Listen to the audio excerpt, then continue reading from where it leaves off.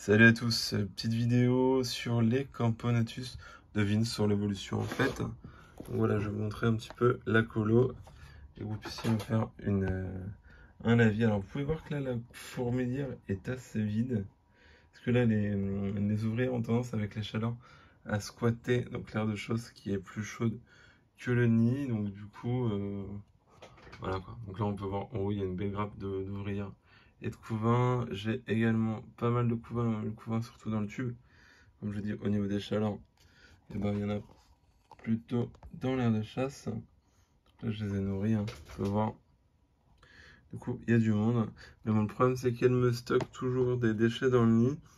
Donc, pour le moment, le nid encaisse. On va voir effectivement, parce que là, le nid, il a pas un an de service. Il aura un an au mois de septembre. On va voir si ça tient le choc ou pas. Voilà.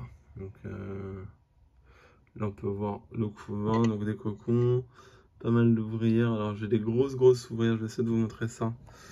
Des grosses ouvrières, ce que j'appelle moi des super majeurs là. On peut en voir une là-bas. Vous pouvez voir le côté pileux, la pilosité un peu des vagus, c'est assez rigolo. Puis on va faire un tour dans l'air de chasse. On peut voir qu'il y a du monde. Donc là c'est surtout des petites ouvrières. On va voir si j'avais trouvé grosse espèce de gros major. Est-ce que je vais en avoir ou pas? Non. C'est surtout des petites ouvrières. Vous voyez, elles ont quasiment toutes la même taille. Là aussi, et là aussi. Donc on peut voir que ça se nourrit bien, hein.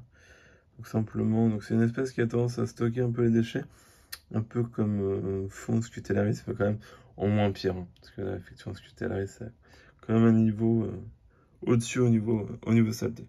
Ouais, très simple, hein. Donc totalement sec, juste un abreuvoir dans l'air de chasse, et hop, c'est parti, hein. Et dans le nid, voilà, il n'y a pas d'humidité. Donc là, on peut voir ce fameux pseudo-major. Vous voyez la différence entre une ouvrière lambda et celui-là. Quand même, c'est dingue, quoi. C'est presque c'est la taille d'une jean, en fait, hein, clairement. Et la jean, on va essayer de la trouver. Mais avec tout cet amas d'ouvrières, ce n'est pas forcément gagné. Là, elle est là. La jean, je ne sais pas si vous allez bien la voir. Je ne sais pas si on va refaire la mise à jour. La mise au point, plutôt. Elle est juste là, dans la grappe d'ouvrière, voilà, je la vois là. On reconnaît bien le gastre avec la forme caractéristique de l'espèce. Donc, comme je vous le disais, un simple d'élevage, vraiment une espèce que moi, pour le coup, je peux conseiller aux débutants. Parce que ça se développe vite, mais pas trop. C'est assez simple, puisque clairement, pour la fondation, c'est un tube. Et après, en nid totalement sec. Ça peut être un nid plexi, ni bois, ni plâtre. Ce que vous voulez, simplement faire attention parce que cette espèce est une espèce de fourmi charpentière.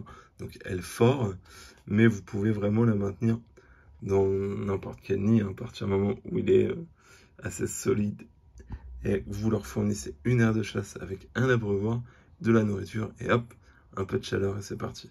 Une bonne diapose l'hiver pendant 2-3 mois, moi je dirais entre 15 et même 10 parce que clairement elles ont été plus à 10 degrés qu'à 15, clairement. Voilà, donc je voulais vous montrer un petit peu l'évolution, je vais dézoomer un peu plus pour vous voyez l'installation dans l'ensemble. Donc là, on est à peu près effectivement à 300 ouvrières au jour d'aujourd'hui. Voilà, j'espère que la vidéo vous a plu. Bonne journée à tous, salut!